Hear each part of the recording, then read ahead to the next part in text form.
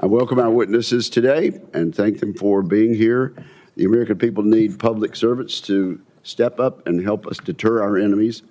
We face a threat environment more dangerous than any since World War II. I say this at almost every hearing because it bears repeating. In such challenging times, I'm grateful that these individuals have answered the call to serve. Space is an increasingly contested domain. Peer adversaries, China and Russia, have been rapidly advancing their capabilities to challenge U.S. dominance and disrupt our space-based assets. As these nations invest heavily in anti-satellite weapons and electronic warfare, the United States must move with urgency to stay ahead. Mr. Marc Berkowitz has been nominated to serve as Assistant Secretary of Defense for Space Policy. If confirmed, he will play a critical role in developing policy. That policy must ensure our space systems are not only modern and resilient, but also fielded on timelines that match or outpace our adversaries. We simply cannot deter war with China if we do not have dominance in space. Our national security depends on maintaining strategic advantage in that domain and requires forward-leaning leadership. Dr. Jewell is nominated to be Assistant Secretary of Defense for Science and Technology. The department currently faces bureaucratic bottlenecks when it works to transition technology into fielded weapons systems.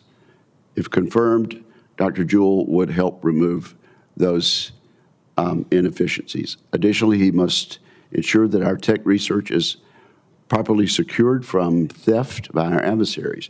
Research security is paramount, whether it's been conducted at a federally funded research and development center or at affiliated universities that work on behalf of the department. Mr. Caggy is nominated to be Assistant Secretary of Defense for Mission Capabilities. If confirmed, he will lead a broad portfolio. His office would coordinate experimentation campaigns to help integrate innovative weapons into the joint force. Those efforts will help us field new systems more quickly. I'd like to understand his views on how the department can more effectively bridge any interoperability challenges across diverse weapon systems. And finally, the department cannot project power if it does not have facilities to do so. Mr. Brendan Rogers has been nominated to serve as Assistant Secretary of the Navy for Energy Installations and Environment. If confirmed, he would oversee Navy facilities as the department implements crucial reforms, including the need to maintain a 4% plant replacement value by 2030.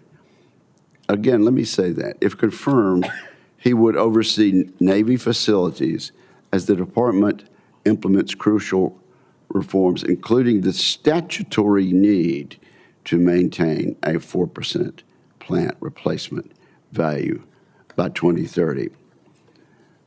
I think my ranking member will emphasize that if it needs to be. We must invest in our facilities so that our service members and defense civilians are not living in decrepit conditions. So there's a reason that we've put that in our Senate-passed legislation. The Navy is at a pivotal point when it comes to both privatized housing as well as unaccompanied barracks. The department has begun allocating the proper resources to these initiatives, but the Assistant Secretary position must hold contractors accountable for privatized housing. At the same time, the office holder must ensure safe and adequate unaccompanied housing. I look forward to hearing how Mr. Rogers intends to tackle these challenges. And with that, I turn to my friend and colleague, Ranking Member Reed. Thank